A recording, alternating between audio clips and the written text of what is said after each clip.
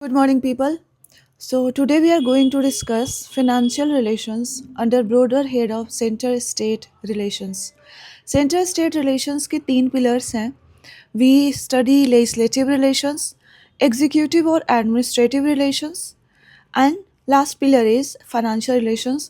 In previous two classes, we have discussed legislative relations, administrative relations. आज हम financial relations को discuss करेंगे. I only require from you is कि आप सिर्फ क्लासेस सुने नहीं and don't take screenshots. आप नोटबुक लेकर बैठिए एंड जिस तरह से यहाँ पे पढ़ाया जा रहा है इसको आप फॉलो कर लीजिए, इसको राइट डाउन कर लीजिए, जो भी फ्लो चार्ट वगैरह आपको बताया जा रहा है, and then go and read your standard text that is Laxmikanth. इसके बाद अब जाकर के लक्ष्मीकांत पढ़ लीजिए, आपका ये टॉपिक सॉर्टेड हो जाएगा. सी हम डायरेक्टली आपको लक्ष्मीकांत नहीं पढ़ा सकते now, that's an issue, but आपको इनडायरेक्टली इस तरह से हम लक्ष्मीकांत पढ़ा रहे हैं. So let's begin with the topic of centre state financial relations. See, the part of constitution that deals with center state financial relation is part 12. What are the articles? The related articles are article 268 to 293. 268 से लेकर के 293 तक जो articles हैं ये centre और state के बीच में फाइनेंशियल रिलेशंस को डील करते हैं. एंड इनके अलावा भी कुछ आर्टिकल्स हैं जो अलग अलग जगह पे स्पिल्ड हैं, उन सबको क्लब करके हम यहाँ पे पढ़ेंगे. सो सबसे पहली टॉपिक जो हमें यहाँ पे पढ़नी है वो है allocation of taxing power. So let's discuss about allocation of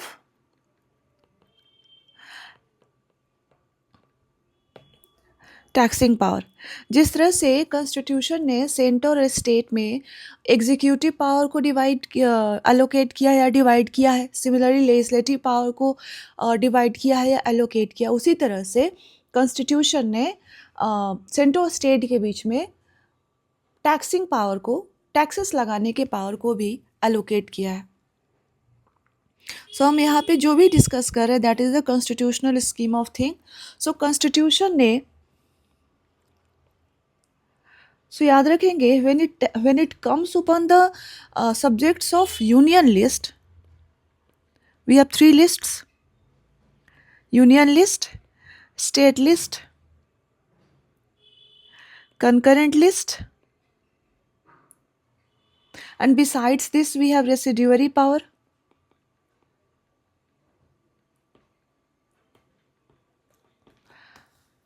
When it comes to legislation, तो जो legislation का पावर है सिमिलर पैटर्न एग्जीक्यूटिव पावर या एडमिनिस्ट्रेटिव रिलेशन में भी देखने को मिलता है, एंड सेम पैटर्न आपका फॉलो होगा when it comes to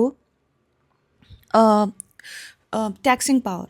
so union list के मैटर्स पे पार्लियामेंट के पास एक्सक्लूसिव पावर है to levy taxes on the matters enumerated in the union list. Union list के मैटर्स पे सिर्फ और सिर्फ पार्लियामेंट ही टैक्स लगा सकती है. Parliament has exclusive power. और ऐसे कितने मैटर्स हैं याद रखेंगे, यूनियन लिस्ट में लेजिस्लेटिव मैटर्स बहुत सारे हैं, पर क्या सारे मैटर्स पे टैक्स लगाए जा सकते हैं? नहीं.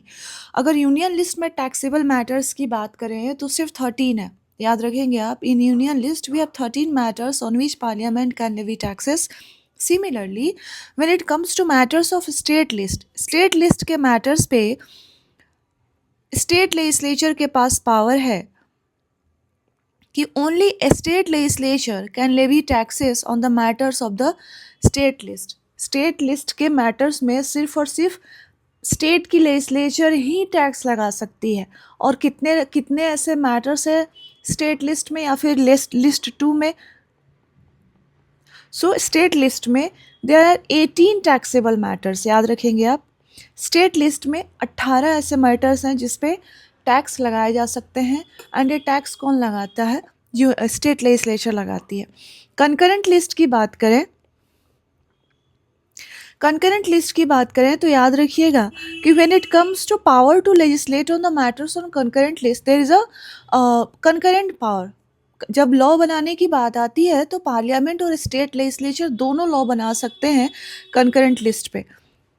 हमने कंकरेंट लिस्ट के मैटर्स पे एग्जीक्यूटिव पावर से एडमिनिस्ट्रेटिव पावर भी देखे थे कि एग्जीक्यूटिव पावर जो है वो सिर्फ स्टेट्स के पास है अनटिल एंड अनलेस कॉन्स्टिट्यूशन और यूनियन पार्लियामेंट इसको डायरेक्टली किसी सब्जेक्ट पे सेंट्रल गवर्नमेंट को डिवॉल्व करती है।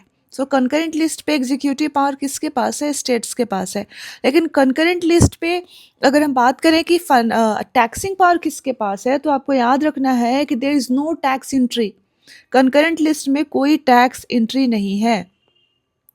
There is no tax entry in the concurrent list. इसका मतलब क्या है कि कंकरेंट ज्यूरिस्डिक्शन लॉ मेकिंग में अवेलेबल है, लेकिन कंकरेंट ज्यूरिस्डिक्शन टैक्सेशन में टैक्स लेजिस्लेशन के रेस्पेक्ट में अवेलेबल नहीं है।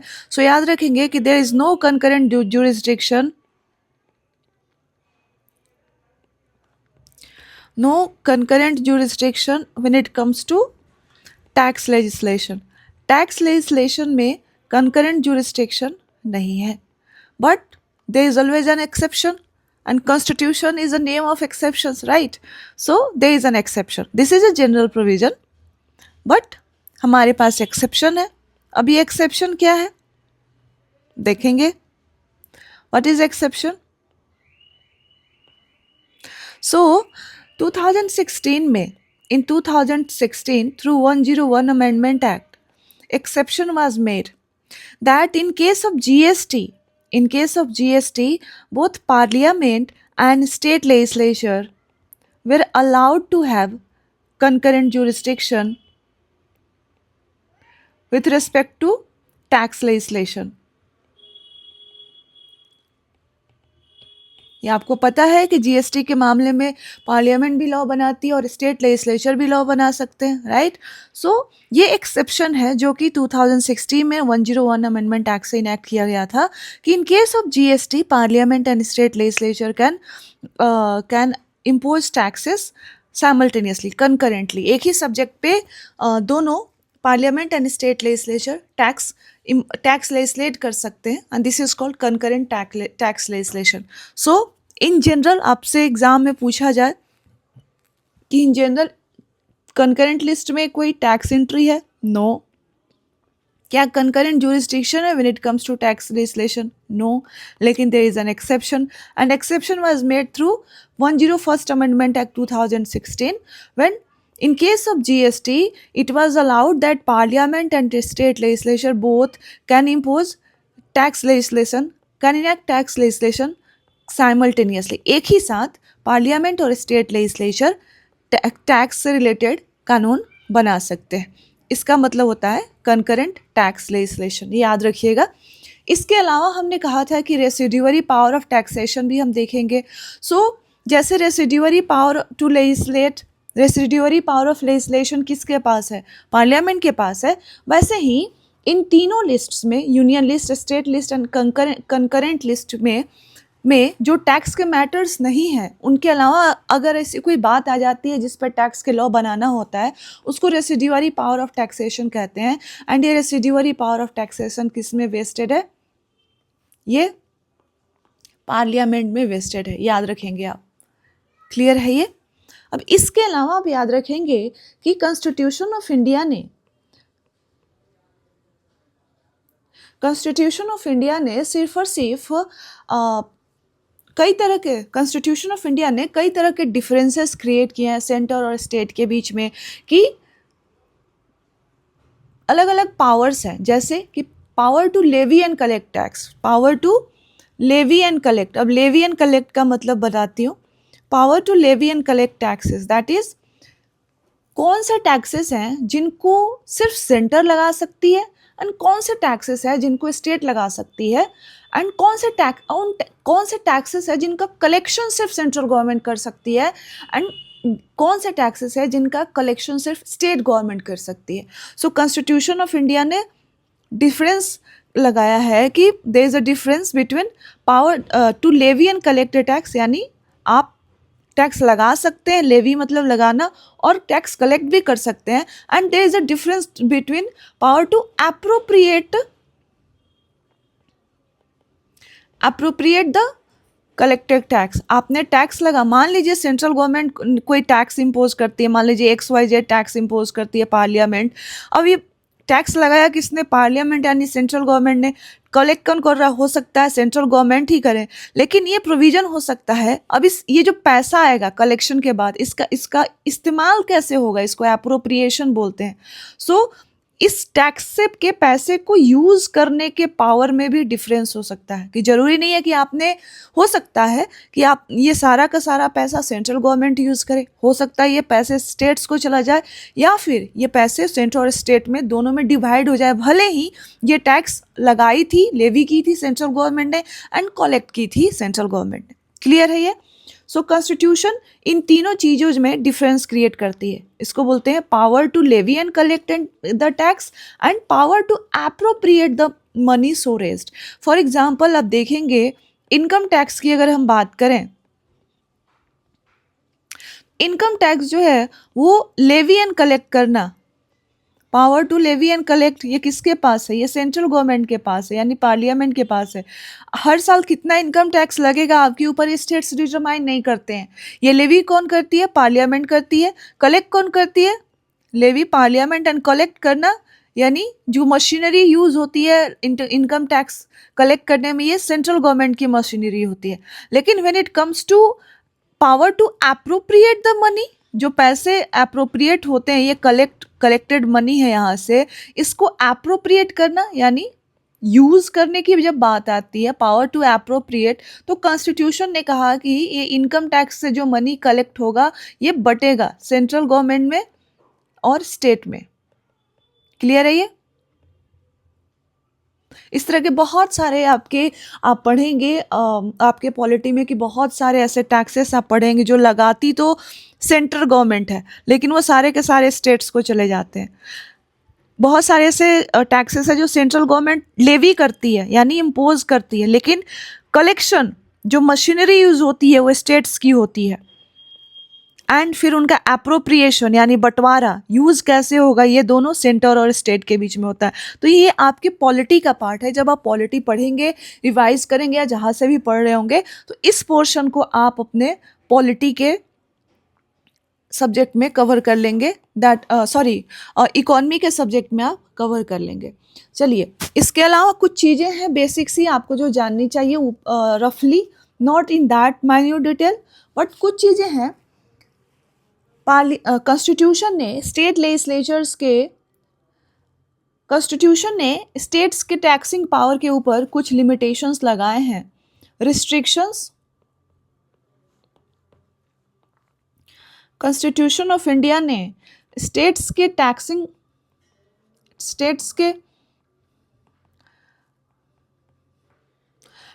पावर के ऊपर कुछ रिस्ट्रिक्शंस लगाए हैं एंड इनको हमें देखना है। सो पहला टैक्स है कि स्टेट लेजिस्लेचर जो कुछ जैसे कि इनकम के ऊपर टैक्स लगा रही है, या फिर ट्रेड के ऊपर टैक्स लगा रही है, कॉलिंग के ऊपर टैक्स लगा रही है, या फिर एम्प्लॉयमेंट के ऊपर टैक्स लगा रही है, लगा सकती है। जैसे हमने भी देखा कि इनकम टैक्स जो है वो सेंट्रल गवर्नमेंट लगाती है, बट स्टेट्स में भी अगर इनकम हो रही है तो स्टेट लेजिस्लेचर भी इनकम के ऊपर टैक्स लगा सकती है।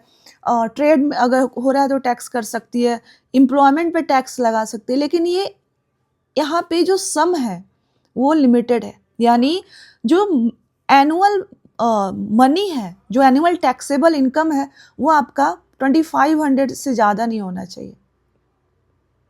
क्लियर है? टोटल टैक्स जो है पेएबल होना चाहिए वो 2500 से ज़्यादा नहीं होना चाहिए। ये लिमिट है स्टेट्स लेजिस्लेचर के ऊपर। स्टेट लेजिस्लेचर लगा सकती हैं टैक्स, लेकिन टोटल पेएबल टैक्स जो होना चाहिए वो नॉट मोर देन 2500 होना चाहिए। ओरिजिनली ये 250 रुपीज़ था, 250 रुपीज़ था originally. I think by 80th amendment इसको इंक्रीज़ किया गया है 2500 रुपीज़। ये अमेंडमेंट आप देख लेंगे एक बार। I am not that factually correct, maybe मैं फैक्चुअली यहाँ पे एरर कर सकती हूँ। दूसरा कि स्टेट लेजिस्लेचर टैक्स लगा सकती है on the consumption of electricity और sale of electricity. State legislature electricity के कंजम्पशन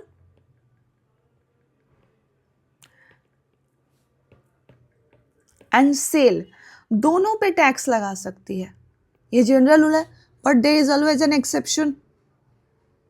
एंड एक्सेप्शन क्या है कि ये कंजम्पशन एंड सेल दोनों सेंटर के द्वारा नहीं होना चाहिए। दैट इज ये electricity should not be consumed by the centre. अगर सेंट्रल गवर्नमेंट इलेक्ट्रिसिटी कंज्यूम कर रही है तो यहाँ पे टैक्स नहीं लगेगा। ये इलेक्ट्रिसिटी सेंट्रल गवर्नमेंट या खुद कंज्यूम कर रही है या फिर सेल कर रही है तो भी टैक्स नहीं लगेगा। So in general state legislature can impose taxes on the consumption and sale of electricity. लेकिन अगर ये सेंट्रल गवर्नमेंट इस इलेक्ट्रिसिटी को कंज्यूम करती है या फिर सेल करती है central government for the construction and maintenance of railway, तो ये जो पर्पस है ये यहाँ पे स्टेट गवर्नमेंट टैक्स नहीं लगा सकती है। Tax can not be imposed. Clear है? ये दो चीज़ें यहाँ पे याद रखिएगा। इसके अलावा भी है छोटी मोटी बातें, but that is not that important. दो बातें हैं, दो मोस्ट इम्पॉर्टेंटली ये दो बातें हैं कि स्टेट लेजिस्लेचर भी इनकम पे टैक्स लगा सकती है, लेकिन जो एनुअल पेएबल टैक्स है वो 2500 से ज़्यादा नहीं होना चाहिए, पहली बात। एंड दूसरी बात कि स्टेट लेजिस्लेचर इलेक्ट्रिसिटी के सेल एंड कंजम्पशन पे टैक्स लगा सकती है, लेकिन अगर ये कंजम्पशन सेंट्रल गवर्नमेंट कर रही है for the purpose of construction maintenance and operation of railway, या फिर इस इलेक्ट्रिसिटी को सेंट्रल गवर्नमेंट सेल कर रही है किसी कंपनी को, एंड पर्पस क्या है? Construction maintenance and operation of railways को कंस्ट्रक्ट करना, मेंटेन करना या फिर उनका ऑपरेशन देखना, तो यहाँ पे इस पर्पस पे स्टेट गवर्नमेंट टैक्स नहीं लगा सकती है। इसको आप याद रखेंगे। इसके अलावा आइए अब थोड़ा सा ब्रीफली हम देखेंगे डिस्ट्रीब्यूशन ऑफ टैक्स रेवेन्यू। इस टॉपिक को हम बहुत ही ब्रीफ देखेंगे क्योंकि इसमें जो डिटेलिंग है कि कौन से टैक्सेस सेंट्रल गवर्नमेंट लगाएगी, लेवी कौन करेगा, अप्रोप्रिएट कैसे होगा, तो ये सारी चीज़ें आप इकोनॉमी में पढ़ते हैं। लेकिन ब्रीफली जो पॉलिटी का एस्पेक्ट है हम यहाँ पे देख लेते हैं। Distribution of tax revenue. अब इसके लिए दो लैंडमार्क अमेंडमेंट्स हैं जो इस टैक्स रेवेन्यू के डिस्ट्रीब्यूशन को में मेजर चेंजेस इम्पैक्ट करते हुए देखे जाते हैं। पहला हमें पता है 2016 में हमने 101 अमेंडमेंट लाया एंड इससे हमने जीएसटी इनैक्ट किया, ये अब हमें पता है। दूसरा जो अमेंडमेंट है वो इम्पॉर्टेंट इसलिए है कि 10th फिनांस कमीशन, थोड़ा सा पीछे चलते हैं, 10th फिनांस कमीशन ने रिकमेंड किया था कि स्टेट्स को सेंट्रल गवर्नमेंट की जो टोटल इनकम है, सेंट्रल गवर्नमेंट की जो टोटल इनकम होती है, इसमें से कुछ पोर्शन स्टेट्स को जाए। ठीक है, 10th फिनांस कमीशन ने रिकमेंडेशन दिया था कि सेंट्रल गवर्नमेंट की जो टोटल इनकम होती है टैक्सेस एंड ड्यूटीज से, सेंट्रल टैक्सेस एंड ड्यूटी लगाती है सेंट्रल गवर्नमेंट, उससे जो टोटल इनकम होती है उसका कुछ पोर्शन, सर्टेन पोर्शन स्टेट्स को जाए। एंड इसको 10th फिनांस कमीशन ने अल्टरनेटिव स्कीम ऑफ डिवोल्यूशन कहा था। याद रखिएगा, इस पूरे स्कीम को 10th फिनांस कमीशन ने अल्टरनेटिव स्कीम ऑफ डिवोल्यूशन का नाम दिया था। एंड इसको इफेक्ट करने के लिए एंड इसको इम्प्लीमेंट करने के लिए हमने 80th अमेंडमेंट लाया था, 80th अमेंडमेंट 2000। एंड इस 80th अमेंडमेंट 2000 से 10th फिनांस कमीशन का ये जो रिकमेंडेशन है अल्टरनेटिव स्कीम ऑफ डिवोल्यूशन का, इसको इम्प्लीमेंट किया गया था। तब 10th फिनांस कमीशन ने जो पोर्शन रिकमेंड किया था वो लगभग था कि 29%। 10th फिनेंस कमीशन ने कहा था कि 29% सेंट्रल गवर्नमेंट की जो टैक्सेस एंड ड्यूटी से इनकम होती है उसका 29% स्टेट्स को जाना चाहिए, और इसको उन्होंने अल्टरनेटिव स्कीम ऑफ डिवोल्यूशन का नाम दिया था। और इसको इम्प्लीमेंट करने के लिए 80th अमेंडमेंट एक्ट लाया गया था 2000 में। और याद रखेंगे कि इस अमेंडमेंट से इस पूरे स्कीम को रेट्रोस्पेक्टिवली इम्प्लीमेंट किया गया था। मतलब जिस तारीख को, जिस डेट को फिनेंस कमीशन ने रिकमेंड किया और ये अमेंडमेंट से, जिस तारीख को ये अमेंडमेंट हुई उससे पहले से इफेक्ट में आया था, और ये लगभग मुझे लगता है कि 1996 से इफेक्ट में आया था। 1996 के बाद से सेंट्रल गवर्नमेंट की जो टोटल इनकम हुई थी टैक्सेस एंड ड्यूटीज़ में, उसका 29% हिस्सा 1996 के बाद से ही के हिसाब से स्टेट्स को दिया गया था। और ये जो अल्टरनेटिव स्कीम ऑफ डिवोल्यूशन है तब से कंटिन्यू है। अलग अलग फिनेंस कमीशन इस पोर्शन को बढ़ाते रहती है, आपको पता होगा। बाकी हम करंट अफेयर्स जो भी होगा, करंट फाइनेंस कमीशन का क्या है, हम उसमें देख लेंगे। अब इसके अलावा जीएसटी काउंसिल, आपको पता है आर्टिकल 269 है, राइट। यहाँ से ये इस अमेंडमेंट से कहा गया था कि प्रेसिडेंट, याद रखिएगा कि जीएसटी काउंसिल जो बना है ये प्रेसिडेंशियल ऑर्डर पे बना है। ये अमेंडमेंट कहती है कि विद इन 16 डेज, 60 दिन के अंदर, इस अमेंडमेंट के इफेक्ट में आने के 60 दिन के अंदर प्रेसिडेंट जो है ऑर्डर से एक काउंसिल बनाएंगे जिसका नाम होगा जीएसटी काउंसिल, और इसके फंक्शंस आपको पता है, राइट। सो अगर कुछ इम्पॉर्टेंट होगा करंट अफेयर्स में हम इसको कवर करेंगे। अब इसको हम यहाँ पे डिस्कस नहीं करेंगे, आपके इकोनॉमी का पोर्शन है। अगर पॉलिटी में कुछ इम्पॉर्टेंट होता है तो विल डिस्कस। क्लियर है ये? चलिए सीधा चलते हैं। आपको पता होना चाहिए कि सरचार्ज क्या होता है, किस चीज़ पे लगता है। सरचार्ज टैक्स ऑन टैक्स होता है। कॉन्स्टिट्यूशन के किस आर्टिकल से डील किया जाता है? आर्टिकल 271 याद रखेंगे आप। और सरचार्ज सिर्फ और सिर्फ सेंट्रल गवर्नमेंट के यूज़ में होता है, स्टेट्स में नहीं होता, याद रखेंगे। इसके अलावा अब जो इम्पोर्टेंट पार्ट है सेंट्रल स्टेट फाइनेंशियल रिलेशंस का, वो है different type of grants in aids. ये आपको पता होना चाहिए। हमने टैक्स डिवोल्यूशन देख लिया कि अल्टरनेटिव टैक्स डिवोल्यूशन के अंदर 29% शेयर जो है जाता है स्टेट्स को। ये सारी चीज़ें हमने देख ली, कहाँ पे क्या, किस लिस्ट पे कौन टैक्स लगा सकता है, कंकरेंट लिस्ट में क्या है, ये सारी चीज़ें हमने देख ली। अब इसके अलावा हमारे पास कॉन्स्टिट्यूशन में एक स्कीम है जिसको ग्रांट्स इन एड बोलते हैं। आइए इसको पढ़ते हैं। Grants in aid to the states, नाम ही है ग्रांट्स इन एड। किसको? स्टेट्स को मदद करने के लिए ग्रांट्स जो मिल रहा है वो है ग्रांट्स इन एड स्टेट्स को। सो कौन करेगा? स्टेट्स को जा रहा है तो सेंट्रल गवर्नमेंट करेगी। तो प्राइमरीली कॉन्स्टिट्यूशन में दो तरह के ग्रांट्स का जिक्र किया गया है जो कंटिन्यूअसली चला आ रहा है। एक टेम्पोररी प्रोविज़न किया गया था 10 साल के लिए, उसको हम अलग से अदर ग्रांट्स में पढ़ लेंगे। बट करेंटली दो तरह के ग्रांट्स इन एड हैं कॉन्स्टिट्यूशन में। एक है स्टैट्यूटरी ग्रांट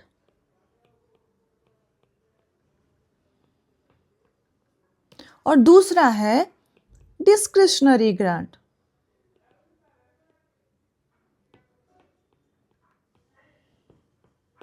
ठीक है। अब इस स्टैट्यूटरी ग्रांट में, स्टैट्यूटरी ग्रांट का मतलब क्या है कि पार्लियामेंट लॉ बना करके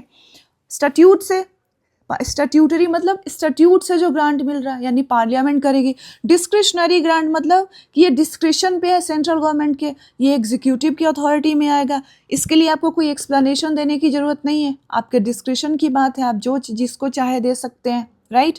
हम देखेंगे कि यहाँ पे अलाउड है कि स्टेट्स, और यहाँ पे सेंट्रल गवर्नमेंट अपने लेजिस्लेटिव कम्पिटेंस के बियॉन्ड भी जा सकते हैं when it comes to discretionary grant. हम देखेंगे स्टैट्यूटरी ग्रांट की बात करें तो इसके अंदर दो प्रोविज़न है।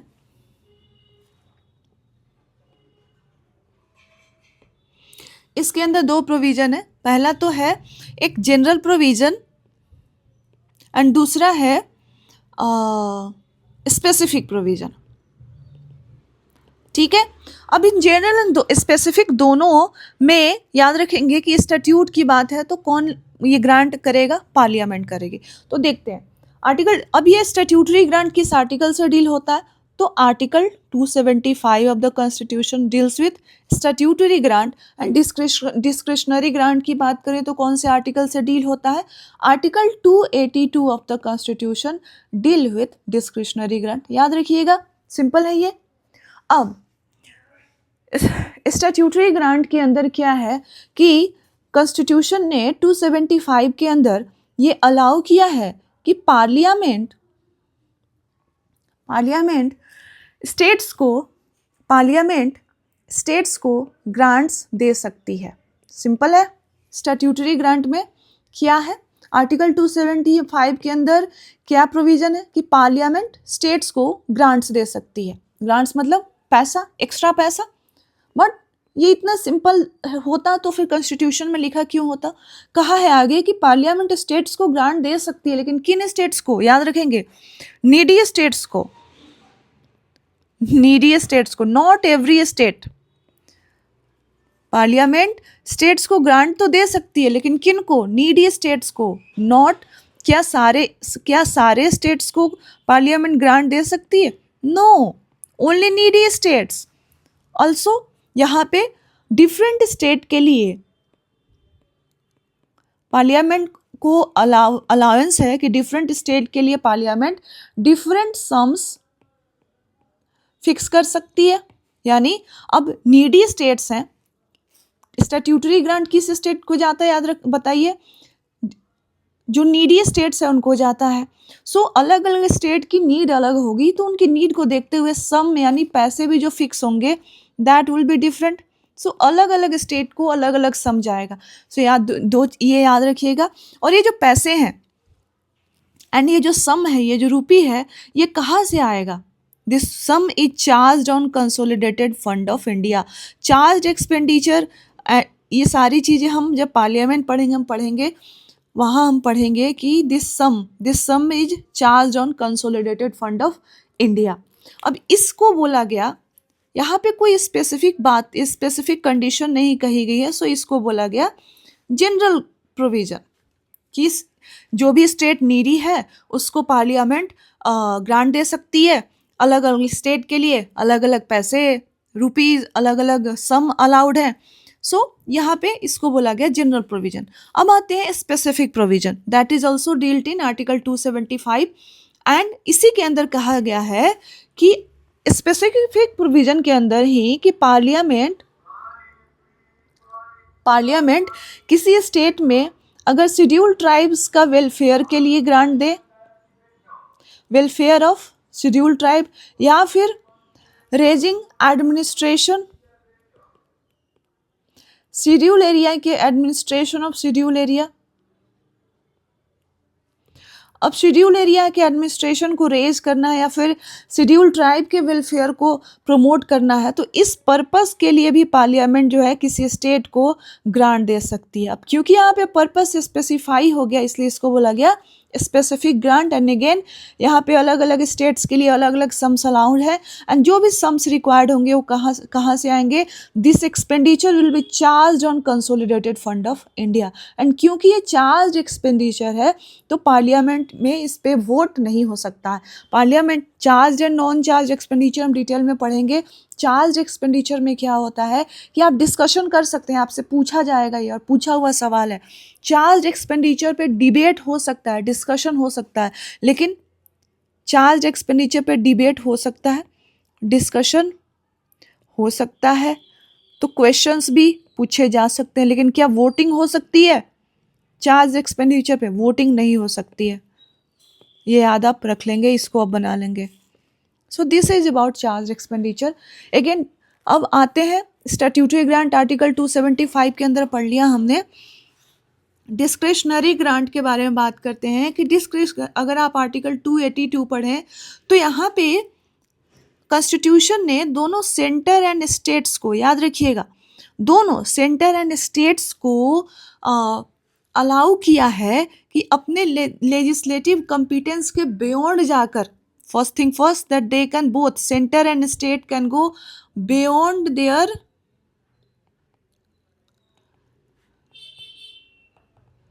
legislative competence. So first thing कि डिस्क्रिशनरी ग्रांट के अंदर 282 में सेंटर एंड स्टेट्स दोनों को अलाउ है कि they can go beyond their legislative competence for making any grant, this word is very important, for making any grant for any public purpose. Clear है? ये word any is very important क्योंकि ये खुला है। सो 282 के अंदर सेंटर और states दोनों को अलाउड है, ये प्रोविजन है कि वो अपने लेजिस्लेटिव कॉम्पिटेंस के बियॉन्ड जा करके पब्लिक पर्पस के लिए ग्रांट दे सकते हैं।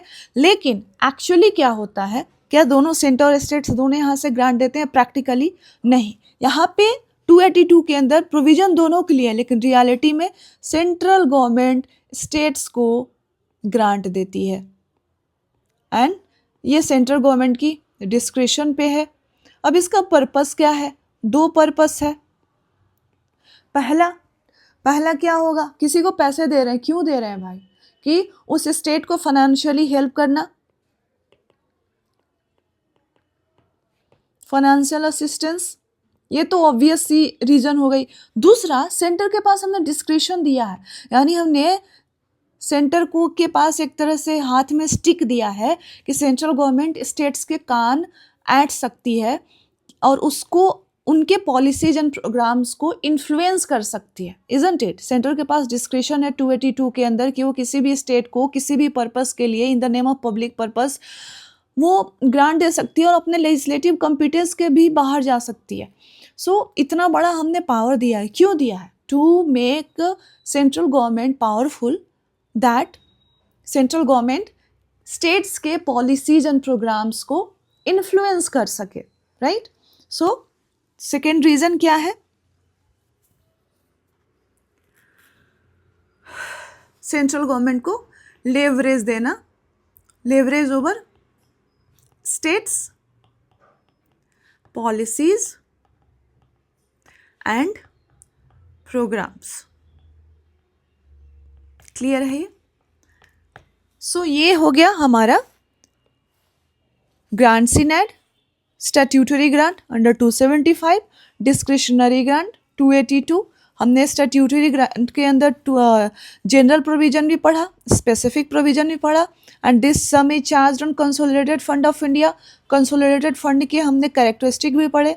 डिस्क्रिशनरी ग्रांट 282 में क्या हमने पढ़ा कि इस 282 के अंदर the central and states can go beyond their legislative competence for any public purpose, वो कोई भी सम दे सकते हैं। अब ये प्रैक्टिकली, लेकिन यहाँ पे सेंटर स्टेट्स को डिस्क्रिशनरी ग्रांट देती है।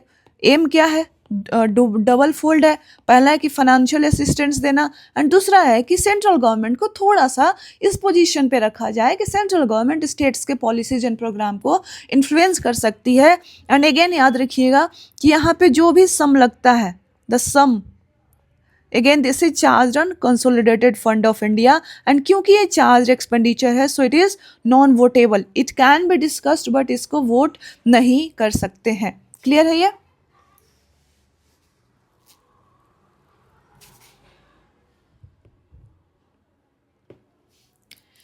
चलिए, अब इसके बाद हम पढ़ेंगे, देखिए इसके बाद बहुत सारी चीज़ें हैं, जैसे कि जीएसटी काउंसिल है, GST council and finance commission. Finance commission के बारे में हम जब कॉन्स्टिट्यूशनल बॉडीज़ पढ़ेंगे तो हम वहाँ से देखेंगे, पूरे डिटेल में फाइनेंस कमीशन को पढ़ेंगे। जीएसटी काउंसिल की जहाँ तक बात है तो ब्रीफली हमने डिस्कस कर लिया है। इसके अलावा ये जीएसटी काउंसिल में न्यूज़ में होगी एंड करंट अफेयर्स में उसको हम कर लेंगे। सो हम सबसे पहले अब चलेंगे, सबसे इम्पोर्टेंट पिलर है कि हमने देखा रिस्ट्रिक्शन है स्टेट्स के ऊपर कि क्या क्या स्टेट्स कर सकते हैं, क्या नहीं कर सकते हैं।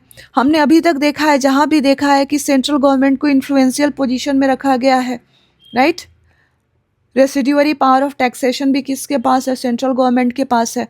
सो अब इतनी सारी हमने ओवर पावर दे दी है सेंट्रल गवर्नमेंट को, तो स्टेट्स के इंटरेस्ट के प्रोटेक्शन की भी बात करनी होगी।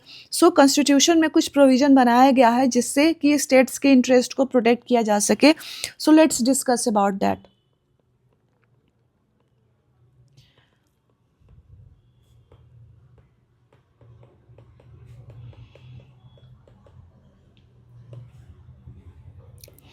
Protection of states interest clear है। पर्पस क्या है इनका? स्टेट्स के इंटरेस्ट को प्रोटेक्ट करना है। कहाँ पे? फाइनेंशियल मैटर में। फाइनेंशियल मैटर में स्टेट्स के इंटरेस्ट को प्रोटेक्ट करना है। एंड इसके लिए क्या प्रोविज़न किया गया है कि कॉन्स्टिट्यूशन ने कहा है कि 4 बिल हैं, देयर आर 4 बिल्स जिनको इंट्रोड्यूस करने के लिए प्रेसिडेंशियल सैंक्शन चाहिए। यानी ये बिल्स हैं जिनको पार्लियामेंट में इंट्रोड्यूस करने के लिए प्रेसिडेंशियल सैंक्शन या प्रेसिडेंशियल रिकमेंडेशन या फिर प्रेसिडेंट का परमिशन चाहिए। ये 4 तरह के बिल्स हैं जो स्टेट्स के इंटरेस्ट को अफेक्ट कर सकती हैं। अगर सेंट्रल गवर्नमेंट इन बिल्स को पार्लियामेंट में इंट्रोड्यूस करना चाहती है तो इसके लिए पहले प्रेसिडेंट का रिकमेंडेशन लेना होगा। 4 बिल हैं, कौन कौन से हैं हम देखेंगे। सो पहला है कि सेंट्रल गवर्नमेंट कॉन्स्टिट्यूशन कहती है कि अगर कोई बिल है जो ऐसे टैक्स या ड्यूटीज़ हैं, ऐसे टैक्स या ड्यूटी हैं जिनमें स्टेट्स का इंटरेस्ट है, स्टेट्स का इंटरेस्ट इन्वॉल्व है, यानी इन टैक्स या ड्यूटी से जो पैसा आता है वो स्टेट्स को जाता है। अब इस टैक्स या ड्यूटी को अगर सेंट्रल गवर्नमेंट चेंज करना चाहती है, वेरी करना चाहती है, तो इस बिल को क्या करना होगा? पहले प्रेसिडेंट का रिकमेंडेशन लेना होगा। तो पहला बिल है जहाँ पे ऐसे सेंट्रल गवर्नमेंट ऐसे टैक्स या ड्यूटी में कोई चेंजेस करना चाहती है जिसमें स्टेट्स का इंटरेस्ट इन्वॉल्व हो, तो उस बिल को प्रेसिडेंट के रिकमेंडेशन के बिना इंट्रोड्यूस नहीं कर सकते हैं, या फिर ऐसे कहें कि उस बिल को इंट्रोड्यूस करने के लिए प्रेसिडेंट का रिकमेंडेशन चाहिए। दूसरा बिल कौन सा है? ऐसा बिल, याद रखेंगे, ऐसा बिल जो एक टर्म है एग्रीकल्चरल इनकम। Agricultural income. अब इस टर्म के मीनिंग को वैरी करे, इस टर्म के मीनिंग के साथ किसी भी तरह का छेड़छाड़ करे, इस टर्म जो है एग्रीकल्चरल इनकम के मीनिंग के साथ किसी भी तरह का छेड़छाड़ करना है, positive negative that is different thing, तो आपको इस बिल को इंट्रोड्यूस करने के लिए प्रेसिडेंट का सैंक्शन लेना पड़ेगा। या फिर इसको उल्टे तरह से कह सकते हैं कि अगर कोई बिल है जिसमें एग्रीकल्चरल इनकम को के मीनिंग के साथ छेड़छाड़ करना है और अगर प्रेसिडेंट का इसमें रिकमेंडेशन नहीं आता है तो ये बिल पार्लियामेंट में इंट्रोड्यूस नहीं होगा। क्लियर है ये? तीसरे बिल की बात करती है कॉन्स्टिट्यूशन कि वैसा बिल जो हमने देखा कि सेंट्रल और स्टेट्स के बीच में टैक्सेस डिस्ट्रीब्यूट होते हैं, तो उन टैक्सेस को और उस मनी को डिस्ट्रीब्यूट करने के लिए कुछ प्रिंसिपल फॉलो होता है, राइट। तो अगर ऐसी कोई बिल सेंट्रल गवर्नमेंट पार्लियामेंट में लाती है जो उस प्रिंसिपल को ही चेंज करना चाहती है, प्रिंसिपल ऑफ डिवोल्यूशन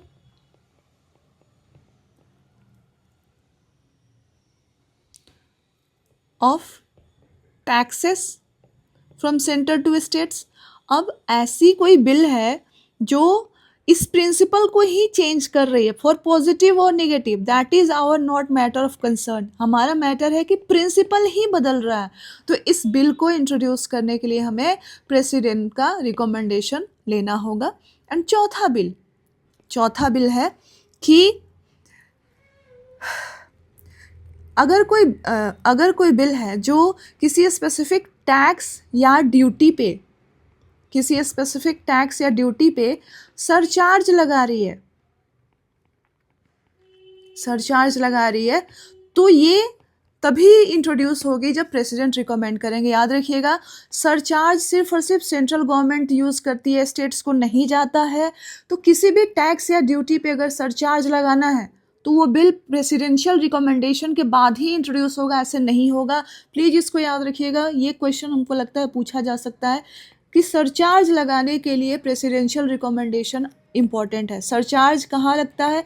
एक जिस सरचार्ज कोई नया टैक्स नहीं है, पहली बात बता दें, surcharge is not a tax, surcharge is tax on tax. Please याद रखिएगा, surcharge is tax on tax. और ये कहाँ लगता है? ये सरचार्ज टैक्स ऑन टैक्स ये आपके एग्जिस्टिंग टैक्स और ड्यूटी है उस पर लगता है। कौन लगा सकता है सरचार्ज? सिर्फ और सिर्फ सेंट्रल गवर्नमेंट लगा सकती है। और ये पर्पस यूज़ कौन होगा, यानी अप्रोप्रिएट कौन करेगा इस पैसे को? सेंट्रल गवर्नमेंट करेगी। प्लीज़ याद रखिएगा। सो सरचार्ज लगाने के लिए प्रेसिडेंशियल रिकमेंडेशन इम्पॉर्टेंट है। अगर प्रेसिडेंट किसी बिल को एसेंट नहीं देते हैं या फिर रिकमेंड नहीं करते हैं कि इसको इंट्रोड्यूस किया जाए तो वो बिल वहीं पे डेड हो जाएगा, वो बिल पार्लियामेंट में इंट्रोड्यूस ही नहीं होगा, तो सरचार्ज नहीं लगेगा। प्लीज़ याद रखिएगा, ये इम्पॉर्टेंट एरिया है। अगेन कॉन्स्टिट्यूशन ने नेट प्रोसीड्स को भी डिफाइन किया है। टर्म आता है नेट प्रोसीड्स। अब कॉन्स्टिट्यूशन ने नेट प्रोसीड्स ऑफ टैक्सेस को भी डिटरमाइन किया है कि नेट प्रोसीड्स क्या है। तो कॉन्स्टिट्यूशन ने कहा कि किसी भी टैक्स को जब हम कलेक्ट करते हैं और वहाँ से जो पैसा आता है उसको बोलते हैं proceeds. So proceeds of taxes, जो पैसा आया, प्रोसीड्स ऑफ टैक्सेस, टैक्स और ड्यूटी, उस माइनस इसके कलेक्शन में जो पैसे लगे हैं, that is minus cost of collection. इसको कहते हैं नेट प्रोसीड ऑफ टैक्सेस, यानी टैक्स में नेट कितना हमें पैसा मिला है टैक्स को, या एक तो हमने जो टोटल अमाउंट कलेक्ट किया उसमें से उस कलेक्शन पे जो हमने खर्चा किया, पूरी कलेक्शन की मशीनरी पे जो हमने खर्चा किया उसको जब सब्ट्रैक्ट कर देते हैं तो this is called net proceeds of taxes. इसको आप याद रखेंगे। इसके अलावा एक और इम्पॉर्टेंट एरिया है जहाँ हमें जानना है, दैट इज़ कि borrowing bye the centre and the states. Constitution ने सेंटर और स्टेट्स के, ये हमने देखा क्या, स्टेट्स के इंटरेस्ट को प्रोटेक्ट करने का देखा, इसके बाद हमने ग्रांट्स देखा। अब सेंटर और स्टेट्स पैसे अगर उठाना चाहे कि भाई हमें जम नहीं रहा है, हमारा खर्चा नहीं चल रहा है, हमें पैसे उठाना है, तो उसके लिए क्या प्रोविज़न कॉन्स्टिट्यूशन ने किया है उसको देखेंगे। तो next topic is borrowing by centre and states. तो कॉन्स्टिट्यूशन ऑफ इंडिया ने कुछ प्रोविजंस किए हैं सेंटर और स्टेट्स के बोरोइंग के लिए, उसको हम देख लेते हैं। सो कॉन्स्टिट्यूशन ऑफ इंडिया कहती है कि central government can borrow either from within India और आउटसाइड इंडिया। याद रखिएगा। और जब आप लोन लेते हैं तो या तो आपको कुछ ना कुछ सिक्योरिटी या फिर गारंटी तो देनी होती है।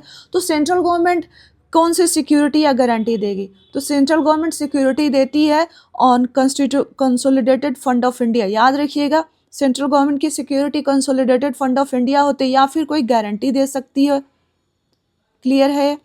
इसके अलावा अब क्वेश्चन है कि क्या कॉन्स्टिट्यूशन ने कोई लिमिट फिक्स किया है कि इस लिमिट तक ही आप बोरो कर सकते हैं? तो constitution says that the on the limits fixed by parliament. Limits कौन फिक्स करेगा? पार्लियामेंट। अब पार्लियामेंट फिक्स कैसे करेगी? बाय मेकिंग लॉ बना के। तो क्वेश्चन आता है कि क्या अभी तक ऐसी कोई लॉ बनी है? तो the answer is no. Clear है ये? This is all about the borrowing of the central government. Central government within India, India के अंदर कहीं से भी बोरो कर सकती है, आउटसाइड इंडिया भी बोरो कर सकती है। एंड ये दोनों बोरोइंग किस सिक्योरिटी क्या होगी? Consolidated fund of India. Security क्या होगी? कंसोलिडेटेड फंड ऑफ इंडिया, फिर गारंटी होगी। एंड लिमिट्स कौन तय करेगी? कॉन्स्टिट्यूशन कहता है पार्लियामेंट करेगी। क्या पार्लियामेंट ने कोई ऐसी लॉ बनाई है? नहीं। आइए अब स्टेट गवर्नमेंट्स की बोरोइंग की बात करते हैं। तो state government, when it comes to state government, they can borrow within India. Can they borrow outside India? Constitution say no. So state government can borrow only within India, याद रखेंगे, but central government can borrow within and outside India. States सिर्फ और सिर्फ India के अंदर ही वो बोरो कर सकते हैं। अगेन ये सिक्योरिटी क्या होगी, पैसे उठा रहे हैं तो सिक्योरिटी देना होगा, तो on the security of consolidated fund of state या फिर किसी की गारंटी, एंड विद इन ये अनलिमिटेड बोरो कर सकते हैं या फिर लिमिटेड होगा, ऑफ कोर्स लिमिटेड होगा, and that limit will be prescribed by state legislature. Clear है ये? ओके। अब तीसरी बात है, तीसरा प्रोविजन ये है कि सेंट्रल गवर्नमेंट स्टेट्स को इधर डायरेक्टली लोन दे सकती है या फिर स्टेट्स ने जो लोन उठाए हैं उसकी गारंटी ले सकती है। ध्यान से समझेंगे, सेंट्रल गवर्नमेंट स्टेट्स को डायरेक्टली लोन दे सकती है या फिर स्टेट्स ने जो लोन उठाए हैं उसकी गारंटी दे सकती है। एंड इन बोथ केसेस जो मनी रिक्वायर है, जो सम रिक्वायर है, कहाँ से आएगा? कंसोलिडेटेड फंड ऑफ इंडिया पे चार्ज होगा। याद रखिएगा, this is a charge expenditure. Clear है ये? अब यहाँ से कैविएट स्टार्ट होता है कि अब मान लीजिए कि स्टेट्स को और पैसे की आवश्यकता होती है, सेंट्रल गवर्नमेंट से उसने लोन लिया है या फिर गारंटी सेंट्रल मार्केट से लोन उठाया है स्टेट ने और सेंट्रल गवर्नमेंट ने उसकी गारंटी ली है। अब इन दोनों केसेस में स्टेट्स ने या तो डायरेक्ट पैसे लिए सेंटर से या फिर सेंटर ने गारंटी दी। अब स्टेट्स को कहना है कि नहीं, मुझे और पैसे की आवश्यकता है, तो क्या स्टेट्स डायरेक्टली और पैसे उठा सकते हैं? Constitution says no. याद रखिएगा कि जब तक ये आउटस्टैंडिंग है, ये पोर्शन, या तो सेंट्रल गवर्नमेंट की लोन या फिर उसकी गारंटी, इसमें से कुछ भी आउटस्टैंडिंग है, ये जो सम है, इसमें से कुछ भी आउटस्टैंडिंग है, स्टेट्स डायरेक्टली जाकर के लोन नहीं उठा सकते। तो इसका मतलब स्टेट की एडमिनिस्ट्रेशन ठप हो जाएगी। तो यहाँ पे एक रूट कहा गया कि ठीक है, अगर ऐसा सिचुएशन है कि सेंट्रल गवर्नमेंट की लोन या फिर इसकी गारंटी आउटस्टैंडिंग है एंड स्टेट्स को और पैसा चाहिए, तो स्टेट्स जो है वो सेंट्रल गवर्नमेंट के पास जाएं, उससे परमिशन लें एंड देन मनी रेज करें। क्लियर है ये? इसको समराइज कर देते हैं। When it comes to constitutional scheme of borrowing by center and states, central government दोनों इंडिया के अंदर और इंडिया के बाहर पैसे उठा सकती है। इसकी security consolidated fund of India पे होती है या फिर सेंट्रल गवर्नमेंट गारंटी दे सकती है। क्या क्वेश्चन है कि क्या सेंट्रल गवर्नमेंट अनलिमिटेड पावर उठा सकती है? The answer is no. ये लिमिट फिक्स होगा पार्लियामेंट फिक्स करेगी। क्या पार्लियामेंट ने अभी कोई लॉ बनाया है? द आंसर इज नहीं, अभी तक कोई ऐसी पार्लियामेंट ने लॉ नहीं बनाया है। जब स्टेट गवर्नमेंट के बोरोइंग की बात आती है तो स्टेट गवर्नमेंट इंडिया के अंदर, that is with in India, तो फंड रेज कर ही सकती है, इंडिया के बाहर नहीं कर सकती। याद रखेंगे, अगेन अगर इंडिया के अंदर फंड रेज कर रही है, लोन उठा रही है, तो कुछ सिक्योरिटी देना होगा। तो स्टेट्स की सिक्योरिटी क्या होती है? Consolidated fund of state. हम पढ़ेंगे इसके बारे में। ये अलग अलग फंड बनाते हैं, जैसे हम घर चलाते हैं, अलग अलग फंड्स रखते हैं। इतना पैसा, इतने ये पैसा हमारे रेगुलर खर्चा के लिए है, ये पैसा हम सिक्योरिटी के लिए रखते हैं, ये हम एफडी करते हैं, and so on so fourth. उसी तरह से देश चलता है।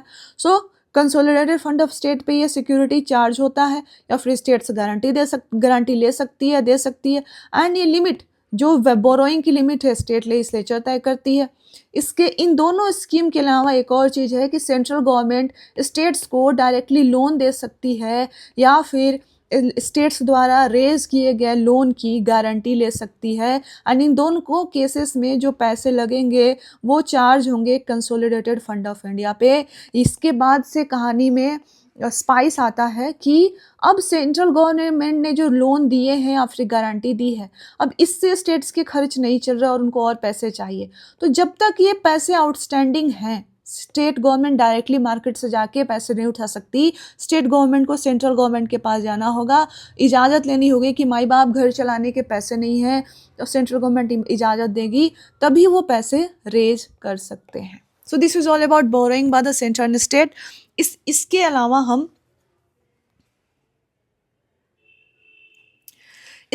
हम अब एक और चीज़ें पढ़ेंगे जब हम फिनेंस की बात कर रहे हैं। तो एक टर्म आता है inter governmental tax immunity.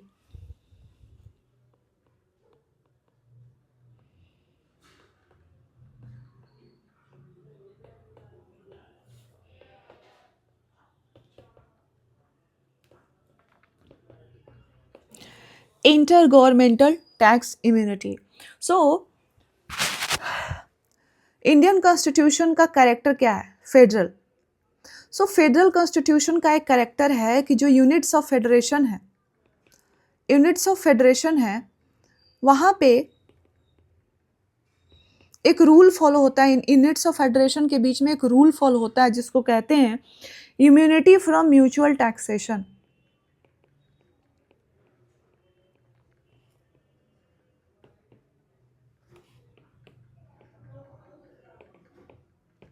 Central government ये रूल फॉलो करती है जिसको कहते हैं immunity from mutual.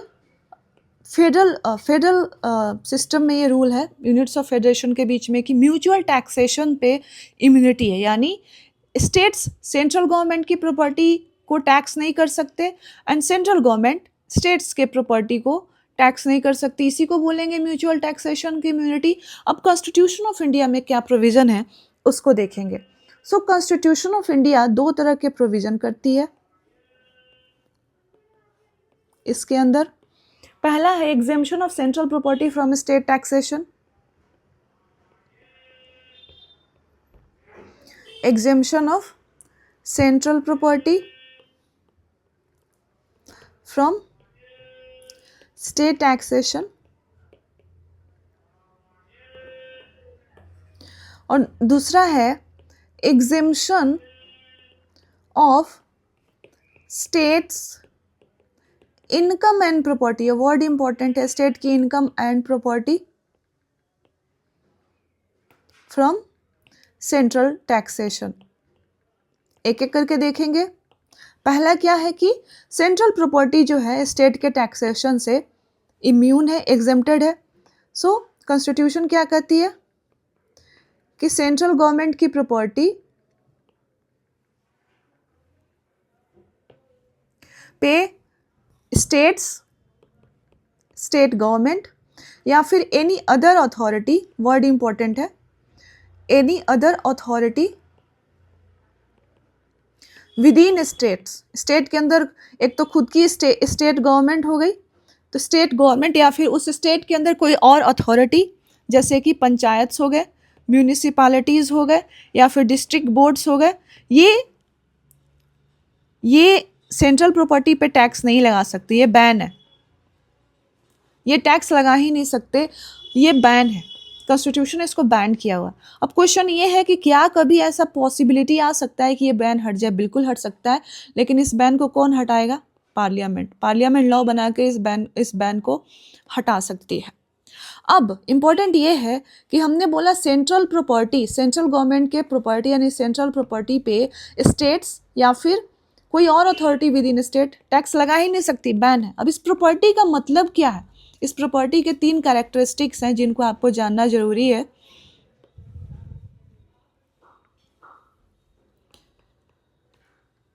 Let's discuss about this property. पहला है, कॉन्स्टिट्यूशन कहता है कि this property can be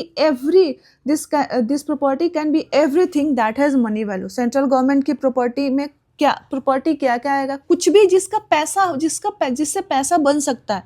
so word is important, everything that has money value, जिससे पैसा बन सकता है, वो सब कुछ आ जाएगा सेंट्रल गवर्नमेंट की प्रॉपर्टी में। अब दूसरा क्या है? नेचर क्या है? सो एवरी काइंड, कितने देखिए ब्रॉड टर्म्स है। Every kind of property, movable भी हो सकता है, इमूवेबल भी हो सकता है, टैंजिबल भी हो सकता है, नॉन टैंजिबल भी हो सकता है। ये सब प्रॉपर्टी के डिफिनीशन में आ जाएगा। एंड ये प्रॉपर्टी का जो फंक्शन है, अब ये क्या हो सकता है, किस तरह का हो सकता है, फंक्शनल बेसिस पे भी डिफाइन किया गया है। इस प्रॉपर्टी का फंक्शन जो है ये सोवरेन फंक्शन के लिए भी यूज़ हो सकता है या फिर नॉन सोवरेन फंक्शन के लिए भी यूज़ होता है। सो ये सब प्रॉपर्टी जो है स्टेट से और स्टेट के अंदर किसी भी अथॉरिटी इस पे टैक्स नहीं लगा सकती है। अब इसके अलावा एक कैविएट है कि ये सारी बातें तो सही हैं, लेकिन सेंट्रल गवर्नमेंट की जो कॉरपोरेशंस होती हैं या फिर जो कंपनीज इस्टेब्लिश करती है central government, they are not immune of taxation, यानी इन पे और इनके इनकम पे स्टेट गवर्नमेंट और स्टेट के अंदर की अथॉरिटी टैक्स लगा सकती है। क्वेश्चन आता है क्यों? क्योंकि this corporation and companies are separate legal entity.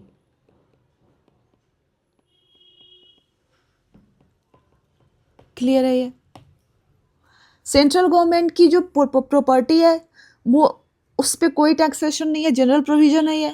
State या फिर स्टेट के अंदर कोई भी अथॉरिटी टैक्स नहीं लगा सकती है, बैन है ये तो। अब इस बैन को कौन हटाएगा?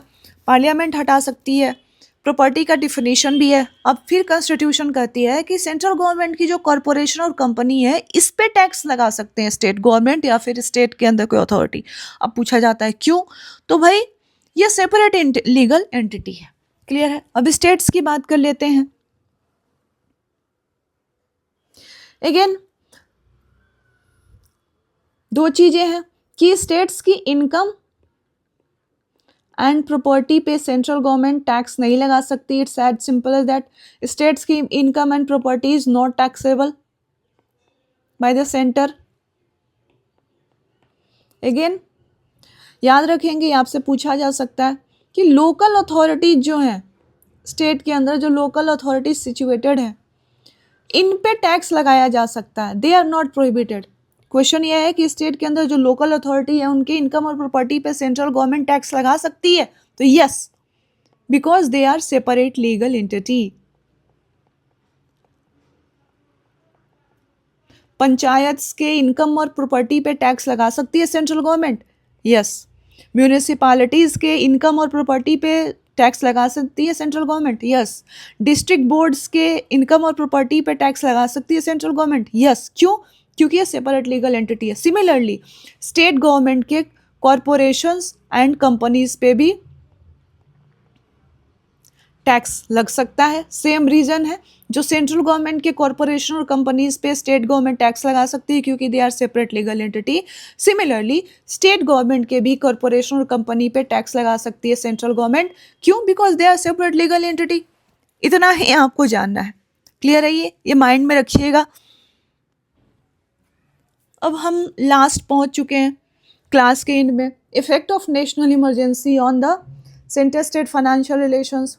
देखिए, इसके बाद इंटर स्टेट रिलेशंस के बाद हम नेशनल इमरजेंसी ही करेंगे, बट स्टिल इसको छोटा, ये बस ऐसा है कि सुपरफिशियल लेवल ऑफ यहाँ पर डिस्कशन होना है, कर लेते हैं।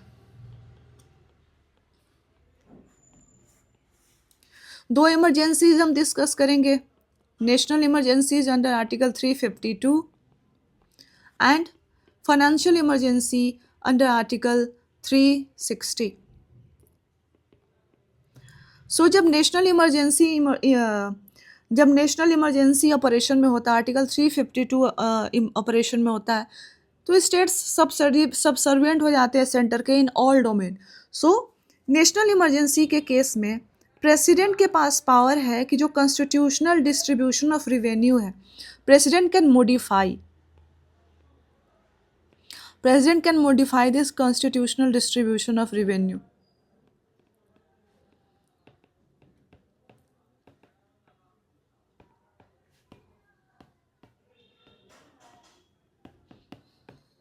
कॉन्स्टिट्यूशनल डिस्ट्रीब्यूशन ऑफ रिवेन्यू को मॉडिफाई कर सकता है। मॉडिफाई मतलब क्या होता है? मॉडिफाई मतलब चेंज। तो या तो ये रिड्यूस कर सकते हैं प्रेसिडेंट, या फिर कर सकते हैं पूरी तरह से कैंसिल के देखिए भैया अभी हमारे हालात ख़राब है, इस साल आपको पैसा नहीं मिलेगा। या फिर ये कह सकते हैं कि ठीक है जी, आपका बनता तो इतना सम है, मान लीजिए XYZ है, हम X में से चलिए आपसे 50% ऑफ X माइनस कर देते हैं और इतना ही हम आपको दे पाएंगे। तो या तो ये रिड्यूस कर सकते हैं या फिर कैंसिल कर सकते हैं। और ये जो चेंज है, ये चेंज जो है इफ़ेक्ट में कब तक रहेगा? जिस साल नेशनल इमरजेंसी सीज होगा ऑपरेशन के, उस फाइनेंशियल ईयर के एंड तक रहेगा ये। क्लियर है? ये 352 के अंदर फाइनेंशियल एस्पेक्ट में ये चेंजेज होता है। 360 के अंदर जो अगर फाइनेंशियल इमरजेंसी ही लगा है तो यहाँ पे सेंट्रल गवर्नमेंट स्टेट्स को डायरेक्शन दे सकती है। ये वर्ड डायरेक्शन बहुत इंपॉर्टेंट है, अगर आपने प्रीवियस क्लास देखा है तो। डायरेक्शन 3 तरह के डायरेक्शन दे सकती है। पहला कि देखिए आप फाइनेंशियल प्रॉपर्टी ऑब्जर्व कीजिए, पैसे सही से खर्चा कीजिए, कैनॉन्स ऑफ फाइनेंशियल प्रॉपर्टी। दूसरा कि आपके स्टेट में जितने भी सैलरीड पर्सन हैं, सैलरीज एंड अलावेंसेस उनको रिड्यूस कीजिए। एंड तीसरा कि आपके जितने भी फाइनेंशियल बिल्स हैं, चाहे वो मनी बिल्स हैं या फिर फाइनेंशियल बिल्स हैं, इनको रिजर्व कीजिए प्रेसिडेंशियल कंसिडरेशन के लिए। अब ये तीनों 360 अंडर के जो सेंट्रल गवर्नमेंट डायरेक्शन देती है, ये कोएर्सिव होता है।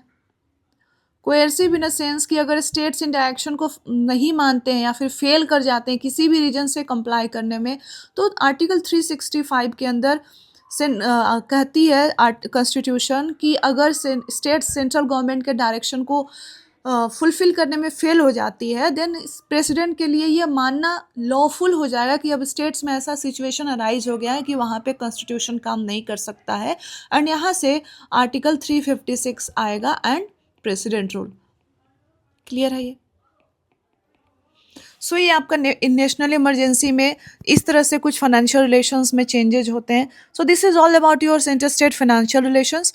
इसके बाद आपका trends in centre state relations हैं। आपको कुछ इसमें डिटेल में नहीं जाना है trends in centre states relation में,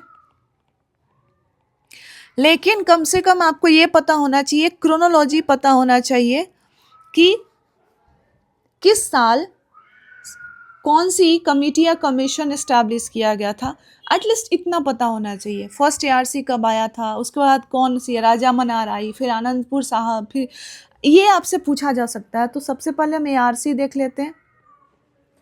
first ARC 1966, 6 member committee under the chairmanship of Murari Desai and उसके बाद के हनुमंता इसको लीड कर रहे थे। 1969 आते आते हमारे पास राजा मन्नार कमेटी है।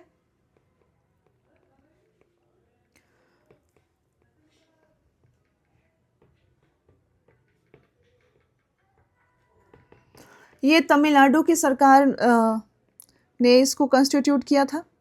इसके बाद 1973 आते आते we have Anandpur Sahib resolution.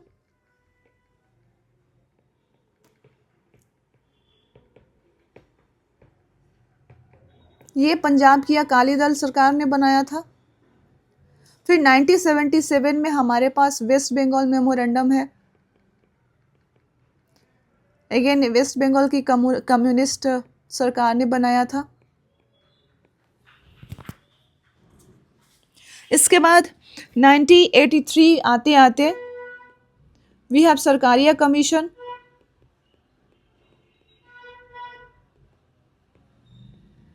'88 में इस कमीशन ने अपनी रिपोर्ट दी थी। And then we have in 2007 we have Punchhi commission. इसको ही सेकेंड ARC कहते हैं।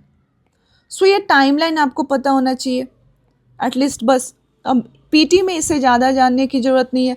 मेंस में आप सरकारी या कमीशन के एक आध कोट कर सकते हैं, पूंची कमीशन के एक आध रिकमेंडेशन को कोट कर सकते हैं, गवर्नर से रिलेटेड या कुछ भी 263 के रिलेटेड। बट PT में आपको बस इतना, ये क्रोनोलॉजी आपको पता होना चाहिए कि 1966 में क्या है, 69, 77 and so on so fourth. ये बस ये आपके स्क्रीन पे जो दिख रहा है वो याद करना जरूरी है, इससे ज़्यादा आपको कुछ नहीं जानना। So with this we are ending our centre state financial relation. In next class, that will be most likely tomorrow or day after tomorrow, we will discuss interstate relations. कल हम interstate relations start कर देंगे. Thank you very much.